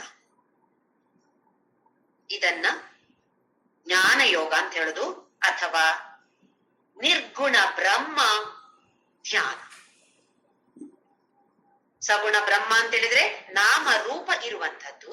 ನಿರ್ಗುಣ ಬ್ರಹ್ಮ ಅಂತ ಹೇಳಿದ್ರೆ ಗುಣ ಇಲ್ಲ, ನಾಮ ಇಲ್ಲ, ರೂಪ ಇಲ್ಲ. ನಮ್ಗೆ ಇವಾಗ ಸಗುಣ ರೂಪ ಅಂತ ಹೇಳಿದ್ರೆ ಭಾರಿ ಇಷ್ಟ ಆಗತ್ತೆ. ಈಗ ಕೃಷ್ಣ ಅಂತ ಹೇಳಿದ್ರೆ ಭಾರಿ ಇಷ್ಟ ದೇವತಾ ಅಂತ ಹೇಳಿದ್ರೆ ಕೃಷ್ಣನನ್ನ ಬೇರೆ ಬೇರೆ ಕೆಲವರು ಕೆಲವು ಸ್ನೇಹಿತರನ್ನ ನಾನು ನೋಡಿದ್ದೇನೆ. ಕೃಷ್ಣನ ವಿಗ್ರಹಕ್ಕೆ ನಾನಾ ತರದ ಡ್ರೆಸ್ಗಳನ್ನ, ಬೇರೆ ಬೇರೆ ತರದ ಡ್ರೆಸ್ಗಳನ್ನ ಹೊಲಿದು ಅದನ್ನ ಹಾಕಿಸಿ ರಾಧೆಯನ್ನ ಜೊತೆಯಲ್ಲಿ ಕೂರಿಸಿ ಎಷ್ಟೊಂದು ಪರಮಾನಂದವನ್ನ ಪಡಿತಾರೆ. ಒಂದೊಂದು ದಿನ ಒಂದೊಂದು ತರದ ಕಿರೀಟ ತಾನೇ ಹೊಲಿದು ಮಾಡುವಂತಹ ಸ್ನೇಹಿತರು ನಂಗಿದ್ದಾರೆ. ಎಷ್ಟೊಂದು ಆನಂದ ಅದರಲ್ಲಿ. ಇದು ಸಗುಣ ಆರಾಧನೆ. ಇದು ಮಾಡಿದಾಗ ಆಯ್ತು, ಪೂಜೆ ಮಾಡಿ ಓಕೆ ಆಯ್ತು ನಾವು, ಆಮೇಲೆ ಕೂಡ ನಮ್ಗೆ ಅದು ಕಣ್ಣಿಗೆ ಕಾಣ್ತಾ ಇರತ್ತೆ, ಅಥವಾ ಮಲಗಿದ್ರು ಕೂಡ ಅದರದ್ದೇ ನೆನಪು ಬರ್ತಾ ಇರತ್ತೆ. ರಾತ್ರಿ ಕನಸಿನಲ್ಲಿ ಕೂಡ ಕೃಷ್ಣ ರಾಧೆ ಕಾಣ್ತಾ ಇರ್ತಾರೆ. ಕೆಲವೊಂದ್ಸಲ ಸುಮ್ನೆ ಕೂತಾಗ ಕೃಷ್ಣನ ಕೊಳಲಿನ ವಾದನ ಕೇಳತ್ತಂತೆ ಕೆಲವರಿಗೆ. ಅಥವಾ ತುಳಸಿ ಮಾಲೆಯನ್ನ ಹಾಕಿದ್ರೆ ತುಳಸಿ ಪರಿಮಳ, ಈಗ ಇಲ್ಲ, ಹಾಕಿದ್ದು ಯಾವಾಗ್ಲೂ, ನಾನೆಲ್ಲೋ ಬೇರೆ ಕಡೆ ಇದ್ದೇನೆ, ಆದ್ರೂ ನನ್ಗೆ ತುಳಸಿಯ ಪರಿಮಳ ಬರ್ತಾ ಇದೆ. ಈ ತರದ ಫ್ಲೂಟು ಇಲ್ಲ, ತುಳಸಿಯೂ ಇಲ್ಲ, ಪರಿಮಳವೂ ಬರೋದಿಲ್ಲ, ಕಿವಿಗೂ ಕೇಳೋದಿಲ್ಲ, ಕಣ್ಣಿಗೆ ಏನೂ ಕಾಣೋದಿಲ್ಲ. ಇದು ನಿರ್ಗುಣ ಬ್ರಹ್ಮ ಧ್ಯಾನ. ನಮಗೆ ಆಹಾರ ತಗೊಂಡಾಗ ಹೇಗಿರ್ಬೇಕು? ಒಳ್ಳೆ ಉಪ್ಪು ಚೆನ್ನಾಗಿರ್ಬೇಕು, ಅದ್ರಲ್ಲಿ ಖಾರ ಚೆನ್ನಾಗಿರ್ಬೇಕು, ಒಳ್ಳೆ ಹುಣಸೆ ಹಣ್ಣು ಹುಳಿ ಚೆನ್ನಾಗಿರ್ಬೇಕು. ಹೀಗಿದ್ರೆ ರುಚಿ ರುಚಿ ರುಚಿಯಾದ ಊಟ. ಇದು ಯಾವುದು ಇಲ್ಲ ಅಂತ ಹೇಳಿದ್ರೆ ಅದೆಂತ ಸಾಪೆ ಊಟ ಇರೋದಿಲ್ವಾ? ಹೇಳೋದಿಲ್ವಾ ನಾವು? ಇಷ್ಟ ಆಗತ್ತ ನಮ್ಗೆ? ಇಷ್ಟ ಆಗಲ್ಲ ನಮ್ಗೆ. ಹಾಗೆ ನಿರ್ಗುಣ ಧ್ಯಾನ, ಅದ್ರಲ್ಲಿ ರಸವೇ ಇಲ್ಲ. ಇದ್ರಲ್ಲಿ ಎಷ್ಟು ಚೆನ್ನಾಗಿರುತ್ತೆ, ಎಷ್ಟು ಚೆನ್ನಾಗಿ ಭಜನೆ ಎಲ್ಲ ಹಾಡಿ, ಏನು ಬೇರೆ ಬೇರೆ ತರದ ಡ್ರೆಸ್ ಎಲ್ಲ ಹಾಕಿ ಆ ಫ್ಲೂಟಿನ ಧ್ವನಿ ಕೇಳತ್ತೆ, ತುಳಸಿ ಮಾಲೆಯ ಪರಿಮಳ ಬರುತ್ತೆ, ಎಷ್ಟೆಲ್ಲ ವೈವಿಧ್ಯಮಯವಾಗಿದೆ ನೋಡಿ ಈ ಸಗುಣ ಆರಾಧನೆ. ಈ ಸಗುಣ ಆರಾಧನೆ ಮಾಡಿ ನಾವ್ ಎಲ್ಲಿಗೆ ತಲುಪ್ತೇವೆ? ಇದು ನಮ್ಗೆ ಮುಖ್ಯ. ತಲುಪೋದೆಲ್ಲಿ? ತಲುಪೋದು ನಿರ್ಗುಣ ಬ್ರಹ್ಮ. ನಾವೀಗ ಪ್ರೈಮರಿ ಓದಿದೆವು, ಅದ್ರ ನೆಕ್ಸ್ಟ್ ಮತ್ತೆ ಓದಿದೆವು, ಹಂತ ಹಂತವಾಗಿ ತಲುಪೋದಿಲ್ಲಿಗೆ. ಗುರಿ ಇಟ್ರೆ, ಗುರಿ ಇಲ್ಲ ನಮ್ಗೆ 10ನೇ ಕ್ಲಾಸ್ ಸಾಕು ಅಂತ ಹೇಳಿದ್ರೆ ಅದೇ ಗುರಿಯ ಸಾಕು. ಇಲ್ಲ, ನನ್ನ ಗುರಿ ನನಗೆ ಈ ಇದ್ರಲ್ಲಿ ಸಬ್ಜೆಕ್ಟ್ ಅಲ್ಲಿ PhD ಮಾಡ್ಬೇಕು. ಗುರಿ ತಲುಪಬೇಕೋ? ಸಾಧನೆ ಮಾಡ್ಬೇಕು. ನನಗೆ ಫಿಸಿಕ್ಸ್ ನಲ್ಲಿ ಒಂದು ಸಬ್ಜೆಕ್ಟ್ ಅಲ್ಲಿ PhD ಮಾಡ್ಬೇಕು ಅಂತ ಇದ್ರೆ ಏನ್ ಮಾಡ್ಬೇಕು? PUC ಅಲ್ಲಿ ಸೈನ್ಸ್ ತಕೊಳ್ಬೇಕು, ಆಮೇಲೆ BSc ಅಲ್ಲಿ ಫಿಸಿಕ್ಸ್ ತಕೊಳ್ಬೇಕು, MSc ಫಿಸಿಕ್ಸ್ ಮಾಡ್ಬೇಕು, ಫಿಸಿಕ್ಸ್ ನ ಆ ಪರ್ಟಿಕ್ಯುಲರ್ ಸಬ್ಜೆಕ್ಟ್ ಅಲ್ಲಿ PhD ಮತ್ತೆ ಮಾಡ್ಬೋದು. ಇಲ್ಲ, ನನಗೆ ಫಿಸಿಕ್ಸ್ MSc ಮಾಡ್ಬೇಕು ಅಥವಾ ಫಿಸಿಕ್ಸ್ ನಲ್ಲಿ PhD ಮಾಡ್ಬೇಕು ಅಂತ ಆಸೆ ಇದೆ, ಆದ್ರೆ ನಾನ್ ತಗೊಂಡು ಕಾಮರ್ಸ್, ನಾನು BCom ಮಾಡಿದ್ದೇನೆ, ಮತ್ತೆ ಹೇಗಪ್ಪ PhD ಮಾಡೋದು ಫಿಸಿಕ್ಸ್ ನಲ್ಲಿ? ಸಾಧ್ಯ ಇದೆಯಾ? ಇಲ್ಲ. ಹಂತ ಹಂತವಾಗಿ ಕಲ್ತ್ಕೊಂಡು ಹೋಗ್ಬೇಕು. ಹಾಗೆಯೇ PhD ಗೆ ಬಂದಾಗ ನಾನು LKG ಏನ್ ಕಲ್ತಿದ್ದೆ? ABCD ಕಲ್ತಿದ್ದೆ. ನಂಗೆ ಅದೆಲ್ಲ ಬೇಡ, ಈಗ ನಂಗೆ ಬರೇ PhD ಮಾತ್ರ ಬೇಕು. ಆಗತ್ತಾ? ನಾವು 1ನೇ ಕ್ಲಾಸ್ ಅಲ್ಲಿ ಏನನ್ನ ಕಲ್ತಿದ್ವೋ ಅದೆಲ್ಲ ನಮ್ಗೆ ಉಪಯೋಗಕ್ಕೆ ಬರತ್ತೆ ತಾನೆ. ಶಬ್ದಗಳನ್ನು ಹೇಗೆ ಮಾಡೋದು, ವರ್ಡ್ಸ್ ಹೇಗೆ ಮಾಡ್ಬೇಕು, ಬಂದಿರೋದು, ಅಲ್ಲ ನಮ್ಗೆ ಇವಾಗ ಉಪಯೋಗ ಇಲ್ವಾ? ಅದು ಉಪಯೋಗ ಇದೆ. ಹಾಗಾಗಿ ಕೆಲವ್ರು ಏನಂತಾರೆ ಅಂತ ಹೇಳಿದ್ರೆ, ನಿರ್ಗುಣ ಬ್ರಹ್ಮ ಅಂತ ಹೇಳಿದ್ರೆ ಮತ್ತೆ ಸಗುಣ ಉಪಾಸನೆ ಇಲ್ವೇ ಇಲ್ಲ, ಮತ್ತೆ ಬೇಡವೇ ಬೇಡ. ಅದು ಆಗಲ್ಲ. ನಿಮಗಿದು ಪರಮಾನಂದವನ್ನ ಕೊಡುತ್ತಾ? ನಮಗೆ ಕೊಡುತ್ತಾ? ಖಂಡಿತವಾಗಿಯೂ ಅದನ್ನು ಮಾಡಿ. ಆದ್ರೆ ಅದೇ ಸಗುಣ ಆರಾಧನೆ ನಮ್ಮನ್ನ ನಿಧಾನವಾಗಿ ಕರ್ಕೊಂಡು ಹೋಗೋದೆಲ್ಲಿಗೆ? ನಿರ್ಗುಣ ಬ್ರಹ್ಮನ ಹತ್ತಿರ. ಹಾಗಾಗಿ ಯಾರು ಸಗುಣೋಪಾಸನೆ ಮಾಡ್ತಾ ಇರೋರ ಹತ್ರ ಕೆಲವ್ರು ಬಂದು ಹೇಳ್ತಾರೆ, ಇದೆಲ್ಲ ಏನ್ ಮಾಡ್ಬೇಡಿ, ನೀವು ಬರೇ ಒಂದು ಧ್ಯಾನ ಮಾಡಿ, ಕೂತ್ಕೊಂಡು ಸುಮ್ಮನೆ ಕಣ್ಮುಚ್ಚಿ ಧ್ಯಾನ ಮಾಡಿ ಸಾಕು. ಆಗತ್ತಾ? ಆಗತ್ತೆ ಅಂದ್ರೆ ಸರಿ. ಅದಕ್ಕೆ ನಮ್ಗೆ ಅರ್ಹತೆ ಬೇಕು. ಅರ್ಹತೆ ಇಲ್ಲದೆ ಇದ್ರೆ ಮಾಡ್ಲಕ್ ಆಗೋದಿಲ್ಲ, ಗುರಿಯನ್ನ ತಲುಪ್ಲಿಕ್ಕೆ ಆಗೋದೇ ಇಲ್ಲ. ಅದರ ಅರ್ಹತೆ ಪಡಿಬೇಕು ಅಂತಾದ್ರೆ ಇದೆಲ್ಲ ಮಾಡಿಕೊಂಡು ಮುಂದೆ ಮುಂದೆ ಮುಂದೆ ಮುಂದೆ ನಾವು ಸಾಗ್ಬೇಕಾಗಿರೋದು. ಹಾಗೆ ಜ್ಞಾನ ಯೋಗ ಅಂತ ಹೇಳಿದ್ರೆ ಶ್ರವಣ ಮನನ ನಿಧಿಧ್ಯಾಸನ. ಶ್ರವಣ ಅಂತ ಹೇಳಿದ್ರೆ ಇಲ್ಲಿ ಬರೇ ಕೇಳೋದು ಅಂತ ಇಲ್ಲ, ಓದೋದು ಕೂಡ ಇರ್ಬೋದು. ಅಂದ್ರೆ ಇಂದ್ರಿಯಗಳಿಂದ ನಾವ್ ಏನನ್ನ ಗ್ರಹಿಸ್ತೇವೋ ಅದೆಲ್ಲವೂ ಬಂತು. ಆಮೇಲೆ ಮನನ ಮಾಡೋದು. ಒಂದು ಸಲ ಕೇಳಿ ಈ ಕಿವಿಂದ ಕೇಳಿ ಈ ಕಿವಿಂದ ಬಿಡುವಂತದ್ದಲ್ಲ. ಕೇಳಿ ಮತ್ತೆ ಮತ್ತೆ ಮತ್ತೆ ಮತ್ತೆ ಏನನ್ನ ನಾವು ಕೇಳಿದೆವೋ ಅದರ ಬಗ್ಗೆ ನಾವು ವಿಚಾರ ಮಾಡುವಂಥದ್ದು.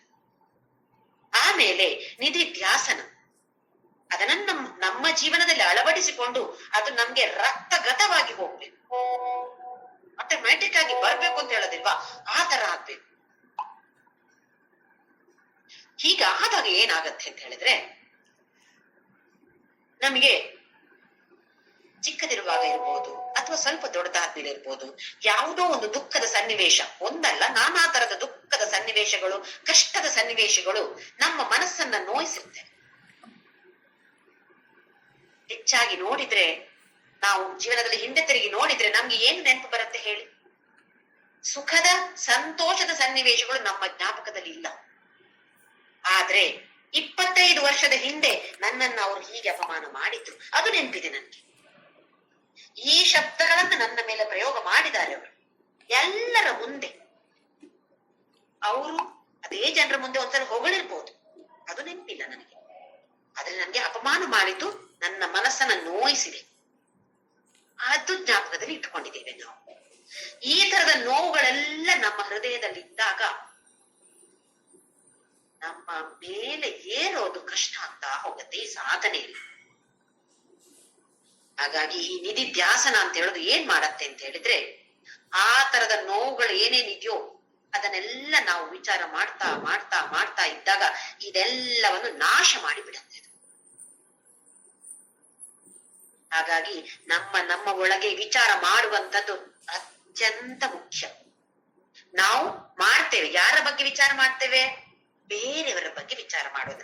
ನಮ್ಮ ಸಮಯವನ್ನೆಲ್ಲ ನಾವು ವ್ಯರ್ಥ ಮಾಡೋದು ಬೇರೆಯವರ ಬಗ್ಗೆ ವಿಚಾರ ಮಾಡೋದು, ಅನಲೈಸ್ ಮಾಡೋದು ಅವರನ್ನ. ಅವ್ರು ಯಾಕೆ ಹೀಗೆ ಹೇಳಿದ್ರು, ಅವ್ರು ಹೀಗೆ ಆಲೋಚನೆ ಮಾಡಿರ್ಬೋದಲ್ಲ, ಅದಕ್ಕಾಗಿ ಹೀಗೆ ಹೇಳಿರ್ಬೋದಲ್ವಾ, ಎಲ್ಲ ನಾವೇ ಹೀಗೆ ಹೇಳ್ತಾ ಇರೋದು. ಅವ್ರು ಹೀಗೆ ಆಲೋಚನೆ ಮಾಡಿರ್ಬೋದು, ಅವ್ರು ಮಾಡಿದಾರಲ್ವಾ ನಮ್ಗೆ ಗೊತ್ತಿಲ್ಲ, ಬಟ್ ನಾವ್ ಅದನ್ನ ಹಾಗೆ ತಿಳಿದುಕೊಳ್ಳೋದು. ಅವ್ರು ಹೀಗೆ ಮಾಡಿದ ಕಾರಣ ಹೀಗೆ ಮಾಡಿರ್ಬೋದು, ಅವ್ರು ಯಾಕೆ ಮಾಡಿದ್ರು, ಹೌದು ಅವರ ಕರ್ಮ, ನಾವ್ ಹೀಗೆ ಆಲೋಚನೆ ಮಾಡೋದು ನಮ್ಮ ಕರ್ಮ. ಈ ತರದನ್ನೆಲ್ಲ ಬಿಟ್ಟು ನಮ್ಮ ಒಳಗೆ ಏನಾಗ್ತಾ ಇದೆ ಇದನ್ನ ಯೋಚನೆ ಮಾಡಿಕೊಂಡು ವಿಚಾರ ಮಾಡಿಕೊಂಡು, ನನ್ಗೆ ಸಿಟ್ಟು ಬಂತು, ಈ ಸನ್ನಿವೇಶದಲ್ಲಿ ನನ್ಗೆ ಸಿಟ್ಟು ಬಂತು, ಆಯ್ತು ಬೈದಾಯ್ತು, ಯಾರನ್ನು ಬಾಯಿಂದ ಶಬ್ದಗಳು ಹೊರಗಡೆ ಬಿದ್ರೆ ಮತ್ತೆ ವಾಪಸ್ ತಗೊಳ್ಳೋ ಹಾಗಿಲ್ಲ. ಮತ್ತೆ ಜೋಡಿಸಿ ವಾಪಸ್ ಸಾರಿ ಹೇಳಿದ್ರು, ಮನಸ್ಸು ನೋಯಿಸಿದ್ರ ಆಯ್ತು, ಅದಾಗಿ ಆಯ್ತಲ್ಲ, ನಮ್ಮ ವಾಸನೆ ಸ್ಟೋರ್ ಆಯ್ತು, ಆಯ್ತು ಸರಿ. ಅದಕ್ಕೆ ಏನ್ ಮಾಡ್ಬೇಕೀಗ? ಪರಿಹಾರ ಏನು? ನನ್ನ ಮನಸ್ಸಿನಲ್ಲಿ ಯಾಕೆ ಈ ತರ ಆಯ್ತು, ಈ ವಿಚಾರವನ್ನ ನಾವು ಮಾಡುವಂತವರಾಗ್ಬೇಕು. ಹೀಗೆ ಹೀಗೆ ಮಾಡಿ ಮಾಡಿ ಮಾಡಿ ಅದೆಷ್ಟು ಜನ್ಮಗಳು ತಗೊಳತ್ತೋ ಗೊತ್ತಿಲ್ಲ, ಆದ್ರೆ ಖಂಡಿತವಾಗಿಯೂ ಮುಂದೆ ಮುಂದೆ ಮುಂದೆ ಮುಂದೆ ಸ್ವಲ್ಪ ಸ್ವಲ್ಪವಾಗಿ ಆದ್ರೂ ಮುಂದೆ ಹೋಗ್ತಾ ಇರ್ತೀವಿ ನಾವು. ನಮ್ಮ ಗುರಿ ಏನು? ಗುರಿಯನ್ನ ಏನು ಅಂತ ತಿಳಿದುಕೊಂಡು ಗುರಿ ಸೆಟ್ ಮಾಡದೆ ಒಂದು ಬಾರಿ ಕಷ್ಟ. ನಮ್ಮ ಗುರಿ ಈಗ ಸದ್ಯಕ್ಕೇನು?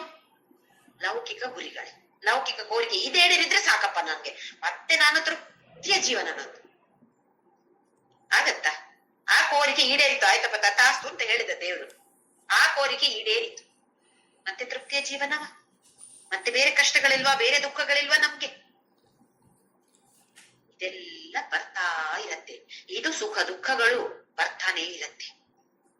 ಆದ್ರೆ ನಾನೇನ್ ಮಾಡ್ಬೇಕಾಗಿರೋದು? ನನ್ನ ಕರ್ತವ್ಯ ಏನು? ನಾನು ಈ ಸಾಧನೆಯಲ್ಲಿ ಮುಂದೆ ಹೋಗ್ಬೇಕು, ಅಧ್ಯಾತ್ಮದ ಪದದಲ್ಲಿ ನಾನು ಮುಂದಕ್ಕೆ ಸಾಗಬೇಕು ಅಂತ ಹೇಳಿದ್ರೆ ನನ್ನ ಕರ್ತವ್ಯ ಏನೀಗ? ಇದು ನಾವು ತಿಳಿದುಕೊಳ್ಬೇಕಾದ. ಹಾಗೆ ಈ ಭಕ್ತಿ ಯೋಗ ಅಂತ ಹೇಳಿದ್ರೆ ಇದೆಲ್ಲವನ್ನು ಸೇರಿಸಿಕೊಂಡು ಈ 5 ಲೆವೆಲ್ಗಳು ಹೇಳಿದ್ವಲ್ಲ ನಾವೀಗ. ಕರ್ಮಯೋಗದ 1ನೇ ಹಂತ, ಕರ್ಮಯೋಗದ 2ನೇ ಹಂತ, ಸಕಾಮ ಕರ್ಮ, ನಿಷ್ಕಾಮ ಕರ್ಮ. ಹಾಗೆಯೇ ಉಪಾಸನಾ ಯೋಗದ 1ನೇ ಹಂತ, ಉಪಾಸನಾ ಯೋಗದ 2ನೇ ಹಂತ, ಏಕರೂಪಿ ಈಶ್ವರ ಧ್ಯಾನ, ಅನೇಕ ರೂಪಿ ಈಶ್ವರ ಧ್ಯಾನ. ಕೊನೆಯದಾಗಿ ಜ್ಞಾನ ಯೋಗ, ಶ್ರವಣ ಮನನ ನಿಧಿಧ್ಯಾಸನ ಅಥವಾ ನಿರ್ಗುಣ ಬ್ರಹ್ಮ ಉಪಾಸನ ಅಥವಾ ಧ್ಯಾನ. ಇದೆಲ್ಲವನ್ನು ಸೇರಿಸಿ ಭಕ್ತಿ ಯೋಗ ಅಂತ ಹೇಳುದು 5 ಲೆವೆಲ್ಗಳಿವೆ ಇದರಲ್ಲಿ ಕೃಷ್ಣ ಪರಮಾತ್ಮ ಏನ್ ಮಾಡ್ತಾನೆ ಅಂತ ಹೇಳಿದ್ರೆ 5ನೇ ಲೆವೆಲ್ ಇಂದ ಶುರು ಮಾಡ್ತಾನೆ. ಇದು ಮಾಡು, ಇದು ಮಾಡು. ಅಬ್ಬಾ ಇದು ಭಾರಿ ಕಷ್ಟಪ್ಪ, ಇದು ಸಾಧ್ಯ ಇಲ್ಲ ನನ್ನಿಂದ ಅಂತ ಹೇಳಿದ್ರೆ, ಹೌದಾ ಆಯ್ತು ಸರಿ ಬಿಡು ಪರವಾಗಿಲ್ಲ, 5ನೇ ಲೆವೆಲ್ ಬರ್ಲಿಕ್ಕೆ ಆಗೋದಿಲ್ಲ, ಸ್ವಲ್ಪ ಕೆಳಗೆ ಇಳಿಯೋಣ, 4ನೇ ಲೆವೆಲ್ ಅನ್ನ ಇದನ್ನ ಮಾಡಿ ನೋಡು. ಇದು ಆಗೋದಿಲ್ವಾ 3, ಇದು ಆಗೋದಿಲ್ವಾ 2, ಇದು ಆಗೋದಿಲ್ವಾ 1, ಇದು ಆಗೋದಿಲ್ವಾ ಇನ್ನೊಂದು ಜನ್ಮ, ಮುಂದಿನ ಜನ್ಮದಲ್ಲಿ ಪ್ರಯತ್ನ ಮಾಡು.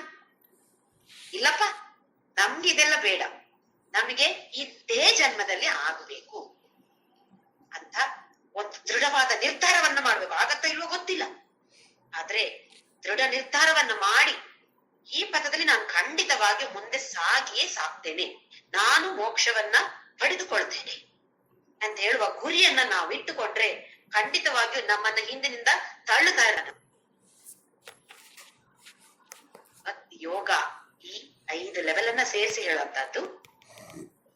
ಇದೇನು, ಇದರ ಫಲ ಏನು ಅಂತ ಅತ್ಯಂತ ಸುಂದರವಾಗಿ ಕೃಷ್ಣ ಪರಮಾತ್ಮ ವಿವರಿಸ್ತಾ ಇದ್ದಾನೆ ಈ ಭಕ್ತಿ ಯೋಗದಲ್ಲಿ. ನೋಡೋಣ 12ನೇ ಅಧ್ಯಾಯ. ಅಥ ಶ್ರೀಮದ್ ಭಗವದ್ಗೀತಾ ದ್ವಾದಶೋಧ್ಯಾಯ ಭಕ್ತಿ ಯೋಗ. ಅರ್ಜುನ ಉವಾಚ. ಶ್ರೀಕೃಷ್ಣ ಪರಬ್ರಹ್ಮಣೇ ನಮಃ ಅಂತ ಹೇಳೋದು ಬಿಟ್ಟೋಯ್ತು, ತಪ್ಪಾಯ್ತು, ಕ್ಷಮಿಸಿ. ಓಂ ಶ್ರೀ ಕೃಷ್ಣ ಪರಬ್ರಹ್ಮಣೇ ನಮಃ. ಅಥ ಶ್ರೀಮದ್ ಭಗವದ್ಗೀತಾ ದ್ವಾದಶೋಧ್ಯಾಯ ಭಕ್ತಿ ಯೋಗ. ಅರ್ಜುನ ಉವಾಚ. ಏವಂ ಸತತ ಯುಕ್ತಾಯೇ ಭಕ್ತಾಸ್ತ್ವಾಂ ಪರ್ಯುಪಾಸತೆ ಯೇ ಚಾಪ್ಯಕ್ಷರಮವ್ಯಕ್ತಂ ತೇಷಾಂ ಕೇ ಯೋಗವಿತ್ತಮಾಃ. ಅರ್ಜುನನಿಗೆ ಸಂಶಯಗಳು ಬರ್ತಾ ಇರುತ್ತೆ. ಸಂಶಯ ಬಂದಾಗೆಲ್ಲ ಏಯ್ ಕೃಷ್ಣ ಸ್ಟಾಪ್, ನನಗೊಂದು ಸಂಶಯ ಬರ್ತಾ ಇದೆ ಅಂತ ಕೇಳಿ ಆ ಸಂಶಯವನ್ನ ಬಗೆಹರಿಸಿಕೊಂಡು ಮತ್ತೆ ಮುಂದೆ ಹೋಗುವಂತದ್ದು. ಇದು ನಮ್ಮ ಸನಾತನ ಧರ್ಮದ ಪದ್ಧತಿ. ಸಂಶಯ ಬಂದ್ರೆ ಅಯ್ಯೋ ಹೇಳಿದ್ರೆ ಅವ್ರು ಏನ್ ಅನ್ಕೊಳ್ತಾರೋ ಏನೋ, ಅಯ್ಯೋ ಎಬೆ ಇಷ್ಟು ಸಿಲ್ಲಿ ಪ್ರಶ್ನೆ ಕೇಳ್ತೀರಾ. ಯಾವುದೇ ಪ್ರಶ್ನೆ ನಮಗೆ ಸಂಶಯವಾಗಿ ಬಂದಾಗ ಅದು ಯಾವುದು ಸಿಲ್ಲಿ ಖಂಡಿತವಾಗಿಯೂ ಅಲ್ಲ. ಅದನ್ನ ಸಂಶಯ ನಿವಾರಣೆಯನ್ನ ಮಾಡಿಕೊಂಡೇ ಮುಂದೆ ಹೋಗ್ಬೇಕಾಗಿರೋದು ನಾವು. ಇದು ನಮ್ಮ ಸನಾತನ ಧರ್ಮದ ಪದ್ಧತಿ. ಹಾಗೆ ಅರ್ಜುನ ಇಲ್ಲಿ ಪ್ರಶ್ನೆಯನ್ನ ಕೇಳ್ತಿದ್ದಾನೆ. ಏವಂ ಸತತ ಯುಕ್ತಾಯೇ ಭಕ್ತಾಸ್ತ್ವಾಂ ಪರ್ಯುಪಾಸತೆ. ಇವನಿಗೀಗ ಯಾರಪ್ಪ ಒಳ್ಳೆಯವರು ಅಂತ ಅರ್ಥ ಆಗ್ತಾ ಇಲ್ಲ ಇವನಿಗೀಗ ಅರ್ಜುನನಿಗೆ. ಸಗುಣ ಉಪಾಸಕರು ಒಳ್ಳೆಯವರ ಅಥವಾ ಉತ್ತಮವ? ಒಳ್ಳೆಯವರ ಅಂದ್ರೆ ಉತ್ತಮರ, ಶ್ರೇಷ್ಠವ? ಅಲ್ಲ ನಿರ್ಗುಣ ಉಪಾಸನೆ ಶ್ರೇಷ್ಠವ? ಕೃಷ್ಣ ನನ್ಗೆ ಸ್ವಲ್ಪ ಸಂಶಯ ಬರ್ತಾ ಇದೆ. ಏವಂ ಸತತ ಯುಕ್ತಾಯೇ ಭಕ್ತಾಸ್ತ್ವಾಂ ಪರ್ಯುಪಾಸತೆ. ನಿನ್ನನ್ನ ಸತತವಾಗಿ ಭಕ್ತಿಯಿಂದ ನಿನ್ನ ಉಪಾಸನೆ ಮಾಡ್ತಾರೆ ಅಂದ್ರೆ ಸಗುಣ ಉಪಾಸನೆ ಅಂದ್ರೆ ನಾಮ ರೂಪ ಆಕಾರ ಎಲ್ಲ ಇರುವಂತಹ ವ್ಯಕ್ತಿಯ ಉಪಾಸನೆ, ಅಥವಾ ಏಚಾಪ್ಯಕ್ಷರಂ ಅವ್ಯಕ್ತಂ ಅಕ್ಷರಂ ಅವ್ಯಕ್ತಂ ತೇಷಾಂಕೆ ಯೋಗವಿತ್ತಮಾಃ. ಫಸ್ಟ್ ಲೈನ್ ಅಲ್ಲಿ ಸಗುಣ ಉಪಾಸಕ ಹೇಳಿದ, ಅಥವಾ ಅಕ್ಷರಂ ಅವ್ಯಕ್ತಂ, ಅಕ್ಷರವಾಗಿರುವುದು ಅಂತ ಹೇಳಿದ್ರೆ ನಾಶವೇ ಇಲ್ಲದಾಗಿರ್ತದೆ. ಈಗ ಕೃಷ್ಣ ಅಥವಾ ಶ್ರೀರಾಮ ಆ ಶ್ರೀಮನ್ನಾರಾಯಣನೇ. ಆದ್ರೆ ಶ್ರೀರಾಮನ ದೇಹ ಧರಿಸಿ ನಾಮವನ್ನ, ಶ್ರೀರಾಮ ಅಂತ ಹೇಳುವ ನಾಮವನ್ನ ಇಟ್ಟುಕೊಂಡು, ಒಂದು ರೂಪವನ್ನ ಇಟ್ಟುಕೊಂಡು ಬಂದಿದ್ದ ಪ್ರಪಂಚಕ್ಕೆ. ಹಿಂದಿರುಗಿ ಹೋದ್ನ ಇಲ್ವಾ? ಜನ್ಮ ಪಡೆದ್ರೆ ಮೃತ್ಯು ಗ್ಯಾರಂಟಿ. ಅದು ಶ್ರೀರಾಮನೇ ಆಗ್ಲಿ ಶ್ರೀಕೃಷ್ಣನೇ ಆಗ್ಲಿ, ಹಿಂತಿರುಗಿ ಹೋಗಿ ಆಯ್ತಲ್ವಾ. ಈಗ ಇದ್ದಾನ ಆ ದೇಹದಲ್ಲಿ, ನಮ್ಗೆ ಕಾಣಬಹುದು, ತುಂಬಾ ಭಕ್ತಿಯಿಂದ ಮಾಡಿದ್ರೆ ಕಾಣಬಹುದು. ಆದ್ರೆ ಆ ದೇಹದಲ್ಲಿ, ಈ ಲೋಕದಲ್ಲಿ ಈಗಂತೂ ಇಲ್ಲ. ಹಾಗೆಯೇ ಶ್ರೀಕೃಷ್ಣ ಆ ದೇಹದಲ್ಲಿ ಈಗ ಇಲ್ಲ. ಜನ್ಮ ಇದ್ರೆ ಮೃತ್ಯು ಕೂಡ ಇದೆ ಅಂತ ಹೇಳಿ ಆ ಪರಮಾತ್ಮನೇ ತೋರಿಸ್ತಾನೆ ನಮ್ಗೆ. ಅವತಾರವೆತ್ತಿ ಬಂದ್ರು ಮತ್ತೆ ಹಿಂತಿರುಗಿ ಹೋಗೇ ಬಿಟ್ಟಿದ್ದಾನೆ. ಆದ್ರೆ ಇಲ್ಲಿ ಅಕ್ಷರಂ, ಕ್ಷರವೇ ಇಲ್ಲ, ನಾಶವೇ ಇಲ್ಲ. ದೇಹವೇ ಇಲ್ಲದಾಗ ನಾಶ ಇಲ್ಲಿಂದ. ಅವ್ಯಕ್ತ, ವ್ಯಕ್ತವಾಗಿ ಇಲ್ಲ, ಕಾಣಿಸ್ತಾನೆ ಇಲ್ಲ. ಇದ್ರೆ ತಾನೇ ಕಾಣಿಸೋದು. ಅವ್ಯಕ್ತವಾಗಿದ್ದಾನೆ ಅಂದ್ರೆ ನಮ್ಗೆ ಹಾಲಿನಲ್ಲಿ ಬೆಣ್ಣೆ ಕಾಣಿಸತ್ತಾ? ಹಾಲಿನಲ್ಲಿ ಬೆಣ್ಣೆ ಇದೆ ಅಂತ ಹೇಳಿದ್ರೆ ನಗ್ತಾರೆ, ಹಾಲಲ್ಲಿ ಬೆಣ್ಣೆ ಇದೆ, ಅದಕ್ಕೆ ಅದನ್ನ ಸ್ವಲ್ಪ ಮೊಸರು ಹಾಕಿ ಮೊಸರು ಮಾಡಿ ಆಮೇಲೆ ಮೊಸರು ಕಡಿದ್ರೆ ಏನ್ ಬರುತ್ತೆ? ಬೆಣ್ಣೆ ಎಲ್ಲಿಂದ ಬಂತು? ಬೇರೆ ಎಲ್ಲಿಂದೋ ಬಂತ? ಅದರಲ್ಲೇ ಇತ್ತು ತಾನೆ. ಅವ್ಯಕ್ತ ರೂಪದಲ್ಲಿ ಬೆಣ್ಣೆ ಹಾಲಿನಲ್ಲಿ ಅಡಗಿದೆ. ಹಾಗೆ ಇಲ್ಲಿ ಈ ನಿರ್ಗುಣ ಬ್ರಹ್ಮನ ಬಗ್ಗೆ ಕೇಳ್ತಿದ್ದಾನೆ. ಒಬ್ರು ಸಗುಣ ಆರಾಧಕರು ಉಪಾಸನೆಯನ್ನ ಮಾಡ್ತಿದ್ದಾರೆ, ಇನ್ನೊಬ್ಬ ನಿರ್ಗುಣ ಉಪಾಸನೆಯನ್ನ ಮಾಡ್ತಿದ್ದಾರೆ ಕೃಷ್ಣ.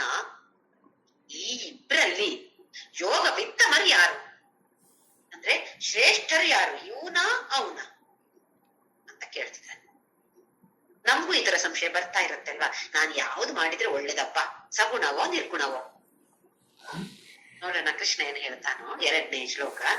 ಶ್ರೀ ಭಗವಾನ್ ಉವಾಚ ಮಯ್ಯಾವೇಶ ಮನೋ ಯೇ ಮಾಂ ನಿತ್ಯಯುಕ್ತ ಉಪಾಸತೆ ಶ್ರದ್ಧಯ ಪರಯೋಪೇತಾಃ ಯೇ ಮೇ ಯುಕ್ತತಮಾ ಮತಾಃ.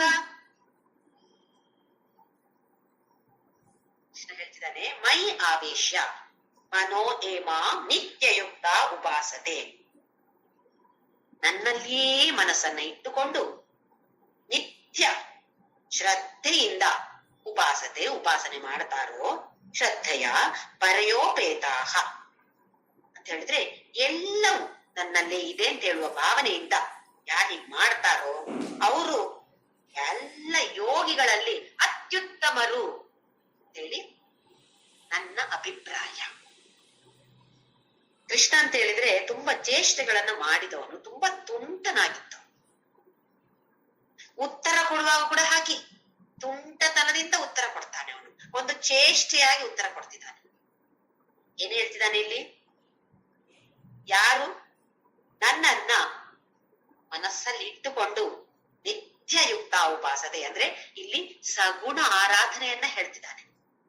ಹಾಗೆ ನಮ್ಗೆಲ್ಲ ತುಂಬಾ ಸಂತೋಷ ಆಗ್ಬೇಕಿದನ್ನ ಕೇಳಿದ್ರೆ. ಈಗ ಯಾರು ನನ್ನ ಸಗುಣ ಆರಾಧನೆಯನ್ನ ಮಾಡ್ತಾರೋ ಎಲ್ಲ ಯೋಗಿಗಳಲ್ಲಿ ಅವರೇ ಶ್ರೇಷ್ಠ ಅಂತ ನನ್ನ ಅಭಿಪ್ರಾಯ ಅಂತ ಹೇಳ್ತಿದ್ದಾರೆ.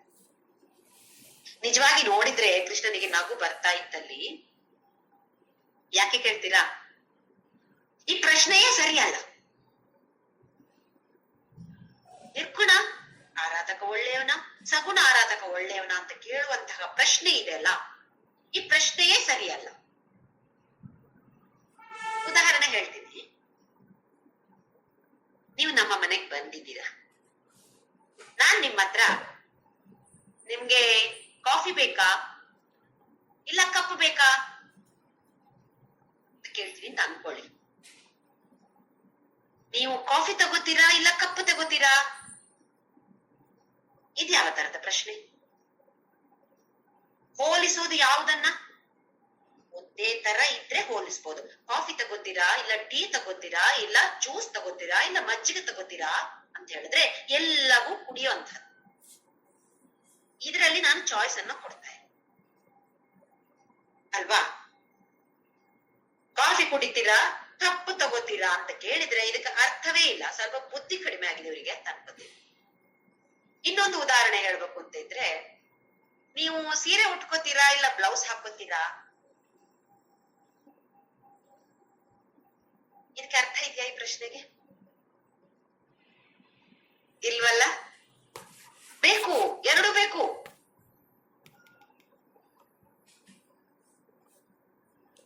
ಹಾಗೆಯೇ ಎರಡೂ ಬೇಕು. ಸಗುಣ ಆರಾಧನೆಯೂ ಬೇಕು, ನಿರ್ಗುಣ ಆರಾಧನೆಯೂ ಬೇಕು. ಸಗುಣ ಆರಾಧನೆ ಇಲ್ಲದೆ ಇದ್ರೆ ನಿರ್ಗುಣ ಆರಾಧನೆಯವರೆಗೆ ತಲುಪೋದು ಖಂಡಿತವಾಗಿಯೂ ಸಾಧ್ಯ ಇಲ್ಲ. ಹಾಗೆಯೇ ನಿರ್ಗುಣ ಆರಾಧನೆ ಇದ್ದು ಸಗುಣ ಆರಾಧನೆ ಇಲ್ಲ ಅಂತ ಹೇಳಿದ್ರೆ ಅದು ಕಂಪ್ಲೀಟೇ ಅಲ್ಲ. ಸಗುಣ ಆರಾಧನೆ ಮಾಡಿದಾಗ ಪ್ರೇಮ ತುಂಬತ್ತೆ ಮನಸ್ಸಲ್ಲಿ. ಕೃಷ್ಣನ ವಿಗ್ರಹವನ್ನ ನಾನಾ ತರದಲ್ಲಿ ಆಕರ್ಷಣೀಯವಾದ ಮಾಲೆಗಳನ್ನೆಲ್ಲ ಹಾಕಿ ನೋಡಿದಾಗ ಎಷ್ಟು ಭಕ್ತಿ, ಎಷ್ಟು ಪ್ರೇಮ ತುಂಬತ್ತೆ ಮನಸ್ಸಲ್ಲಿ. ಇದೆಲ್ಲ ಹೀಗೆ ತುಂಬಿ ತುಂಬಿ ತಾನೇ ಕಡೆಗೆ ನಿರ್ಗುಣ ಬ್ರಹ್ಮ ಸಿಗೋದು. ಹಾಗಾಗಿ ಎರಡೂ ಬೇಕಾಗಿರುವಂತದ್ದು. ಕಪ್ಪು ಬೇಕು, ಕಾಫಿಯೂ ಬೇಕು. ಕಪ್ಪಿನಲ್ಲಿ ಕಾಫಿ ಹಾಕಿದ್ರೆ ತಾನೇ, ಇಲ್ಲದಿದ್ರೆ ಕಾಫಿಯಲ್ಲಿ ಹೀಗೆ ಹಾಕಿದ್ರೆ ಏನು ಪ್ರಯೋಜನ? ಬರೇ ಕಪ್ಪು ಕೊಟ್ರೆ ಏನ್ ಪ್ರಯೋಜನ?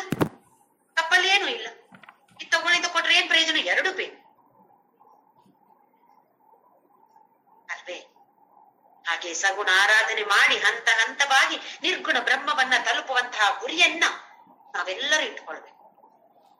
ನಿರ್ಗುಣ ಬ್ರಹ್ಮನನ್ನ ತಲುಪದೇ ಇದ್ರೆ ಇಲ್ಲಿಯೇ ಬಾಕಿ ಆಗ್ತದೆ.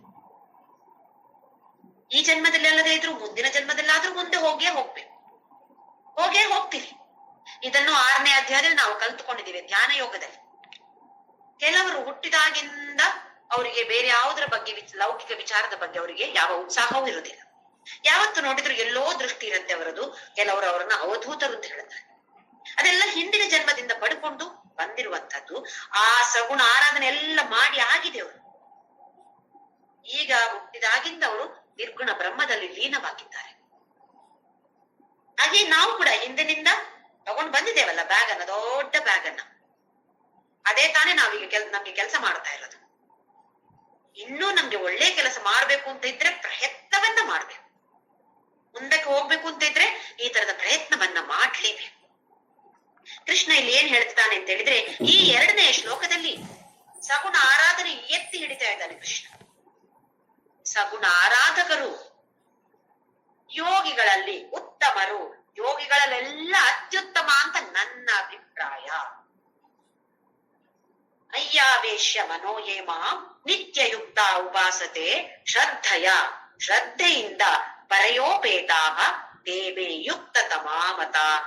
ಯಾರು ಹೀಗ್ ಮಾಡ್ತಾರೋ, ಸಗುಣ ರೂಪಿ ಆರಾಧನೆಯನ್ನ ಯಾರು ಮಾಡ್ತಾರೋ, ಹೇಗ್ ಮಾಡ್ಬೇಕು? ಮನಸ್ಸೆಲ್ಲ ಕೃಷ್ಣನಲ್ಲಿ ಇರ್ಬೇಕು. ಹಾಗೆಯೇ ಶ್ರದ್ಧೆಯಿಂದ ಮಾಡ್ಬೇಕು. ಹೀಗ್ ಮಾಡಿದ್ರೆ ಅಂಥವನೇ ಉತ್ತಮ ಯೋಗಿ ಅಂತ ನನ್ನ ಅಭಿಪ್ರಾಯ ಅಂತ ಕೃಷ್ಣ ಹೇಳ್ತಿದ್ದಾನೆ. ಮುಂದಿನ ಶ್ಲೋಕಗಳಲ್ಲಿ ನೋಡೋಣ ಏನ್ ಹೇಳ್ತಿದ್ದಾನೆ ಅಂತ ಹೇಳಿ. 3ನೇ ಶ್ಲೋಕ. ಯೇ ತ್ವಕ್ಷರಮನಿರ್ದೇಶ್ಯಂ ಅವ್ಯಕ್ತಂ ಪರ್ಯುಪಾಸತೆ ಸರ್ವತ್ರ ಗಮಚಿಂತ್ಯಂ ಚ ಕೂಟಸ್ಥಮಚಲಂ ಧ್ರುವಂ. ಮುಂದಿನ ಶ್ಲೋಕಗಳ ಜೊತೆಗೆ ಹೇಳ್ತೀನಿ. ಸಂನಿಯಮ್ಯೇಂದ್ರಿಯ ಗ್ರಾಮಂ ಸರ್ವತ್ರ ಸಮಬುದ್ಧಯಃ ತೇ ಪ್ರಾಪ್ನುವಂತಿ ಮಾಮೇವ ಸರ್ವಭೂತಹಿತೇ ರತಾಃ.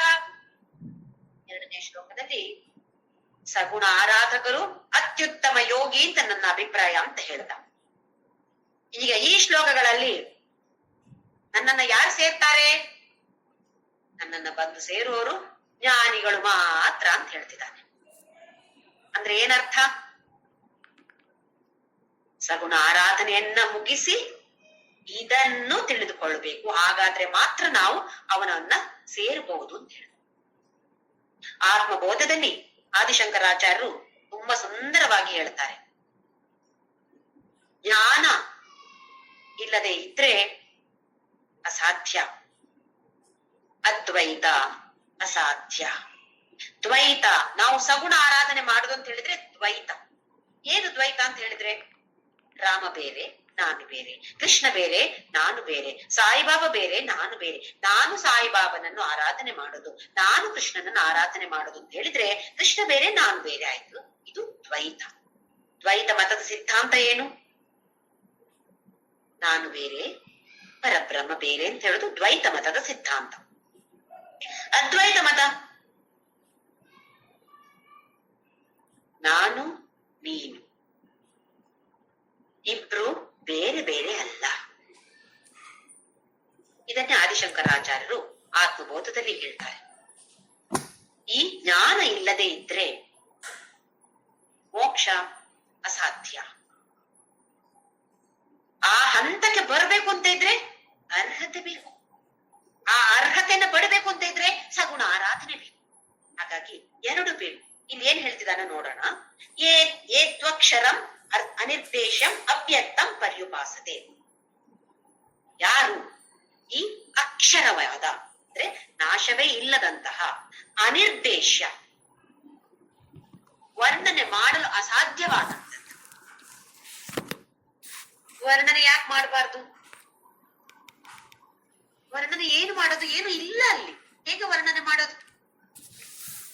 ವರ್ಣನೆ ಯಾರನ್ನ ಮಾಡ್ಬೋದು? ಕೃಷ್ಣನನ್ನ ವರ್ಣನೆ ಮಾಡ್ಬೋದು. ಈ ತರ ಇದ್ದಾನೆ, ಈ ಹೆಸರು ಎಷ್ಟು ಚೆನ್ನಾಗಿದೆ, ಈ ಹೆಸರು ನೋಡಕ್ ಹೀಗಿದ್ದಾನೆ, ಇದು ವರ್ಣನೆ ಮಾಡ್ಬೋದು.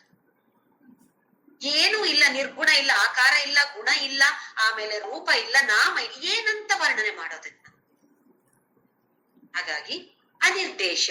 ಅಲ್ಲಿ ಫ್ಲೂಟು ಇಲ್ಲ, ತುಳಸಿ ಮಾಲೆಯೂ ಇಲ್ಲ, ಏನು ಇಲ್ಲದಿದ್ರೆ ಏನ್ ಹೇಳೋದು ಇವ್ರ ಬಗ್ಗೆ? ಹೇಳಲಿಕ್ಕೆ ಅಸಾಧ್ಯ, ವರ್ಣನೆ ಮಾಡಲು ಅಸಾಧ್ಯವಾದವನು. ಆದಂತವನ್ನೂ ಹೇಳಲಿಕ್ಕೆ ಸಾಧ್ಯ ಇಲ್ಲ. ಅವನು ಇರ್ಬೋದು, ಅವಳು ಇರ್ಬೋದು, ಅದು ಇರ್ಬೋದು. ಯಾಕೆ? ಲಿಂಗವೇ ಇಲ್ವೇ. ಸ್ತ್ರೀಲಿಂಗ, ಪುಲ್ಲಿಂಗ, ನಪುಂಸಕಲಿಂಗ ಅಂತ ಹೇಗೆ ಹೇಳೋದು? ಅದಕ್ಕೆ ಯಾವುದೋ ಒಂದು ಹೇಳೋದಷ್ಟೇ.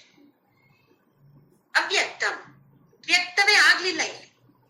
ವ್ಯಕ್ತ ಅಂತ ಹೇಳಿದ್ರೆ ಕಣ್ಣಿಗೆ ಕಾಣುವಂಥದ್ದು. ಅವ್ಯಕ್ತವಾಗಿರೋದು, ಅಗೋಚರವಾಗಿದ್ದಾನೆ. ಗೋಚರ ಆದ್ರೆ ಹೇಳ್ಬೋದು ಹೀಗೆ ಅಂತ ಹೇಳಿ. ಅಗೋಚರವಾಗಿರುವಂತದ್ದನ್ನ ಅಂದ್ರೆ ಆ ನಿರ್ಗುಣ ಪರಬ್ರಹ್ಮನನ್ನ ಪರ್ಯುಪಾಸತೆ ಅಂತ ಫಸ್ಟ್ ಅಲ್ಲೇ ಹೇಳಿದಾನೆ. ಯಹ, ಯಾರು, ಯಾರು ಈ ತರದ ಅಕ್ಷರ ಅನಿರ್ದೇಶ ಅವ್ಯಕ್ತ ಅಂದ್ರೆ ನಿರ್ಗುಣ ಬ್ರಹ್ಮನನ್ನ ಉಪಾಸತೆ, ಉಪಾಸನೆ ಮಾಡ್ತಾರೋ, ಹಾಗೆಯೇ ಸರ್ವತ್ರ ಸರ್ವತ್ರ ಗಮ್, ಎಲ್ಲ ಕಡೆ ಇರುವಂಥವನು, ಸರ್ವವ್ಯಾಪಿಯಾಗಿರುವಂಥವನು. ಸರ್ವತ್ರ ಗಮ್ ಅಂತ ಹೇಳಿದ್ರೆ ಎಲ್ಲಾ ಕಡೆಯಲ್ಲೂ ಇರುವಂಥವನು, ಸರ್ವವ್ಯಾಪಿಯಾಗಿರುವಂಥವನು. ಅಚಿಂತ್ಯಂ, ನಮಗೆ ಊಹೆಗೆ ನಿಲುಕದಂಥವನು, ಊಹೆ ಮಾಡ್ಲಿಕ್ಕೆ ಸಾಧ್ಯವೇ ಇಲ್ಲ ಅಂಥವನನ್ನ ಅಚಿಂತ್ಯ ಅಂತ ಹೇಳು. ಕೂಟಸ್ಥಂ, ಇದ್ರ ಬಗ್ಗೆ ಸ್ವಲ್ಪ ನೋಡೋಣ. ಏನು ಕೂಟಸ್ಥ ಅಂತ ಹೇಳಿದ್ರೆ,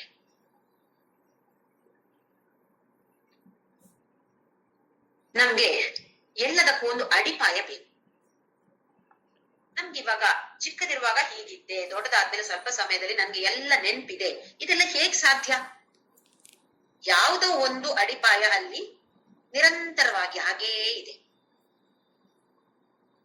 ಉದಾಹರಣೆಗೆ ನಾವು ಸಿನಿಮಾ ನೋಡ್ತೇವೆ, ಥಿಯೇಟರ್ಗೆ ಹೋಗಿ. ಆ ಥಿಯೇಟರ್ ಅಲ್ಲಿ ಏನಿದೆ? ಒಂದು ಬಿಳಿಯ ಗೋಡೆ ಇದೆ. ಬಿಳಿಯ ಗೋಡೆಯ ಮೇಲೆ ಈ ಸಿನಿಮಾವನ್ನ ತೋರಿಸ್ತಾರೆ. ಈ ಸಿನಿಮಾದಲ್ಲಿ ಚಲನಚಿತ್ರ ಹೋಗ್ತಾ, ಅದಕ್ಕೆ ಚಲನ ಅಂತ ಹೇಳೋದಲ್ವಾ, ಚಿತ್ರ ಮೂವ್ ಆಗ್ತಾ, ಚಲನೆ ಆಗ್ತಾ ಇರತ್ತೆ. ಹಿಂದಿನ ಬ್ಯಾಕ್ ಗ್ರೌಂಡ್ ಹೇಗಿದೆ? ಬಿಳಿಯಾದ ಗೋಡೆ, ಅದಕ್ಕೆ ಚಲನೆ ಇದೆಯಾ? ಅದು ಚಲಿಸೋದಿಲ್ಲ.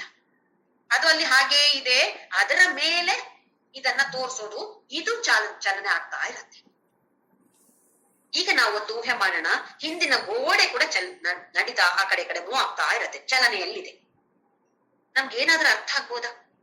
ಹಿಂದಿನ ಗೋಡೆಯೂ ಚಲನೆಯಲ್ಲಿದೆ, ಮುಂದಿನ ಚಿತ್ರವೂ ಚಲನೆಯಲ್ಲಿದೆ, ಎರಡೂ ಚಲನೆಯಲ್ಲಿದ್ರೆ ಖಂಡಿತವಾಗಿ ನಮ್ಗೆ ಏನು ಅರ್ಥ ಆಗೋದೇ ಇಲ್ಲ, ಏನು ಗೊತ್ತಾಗೋದಿಲ್ಲ.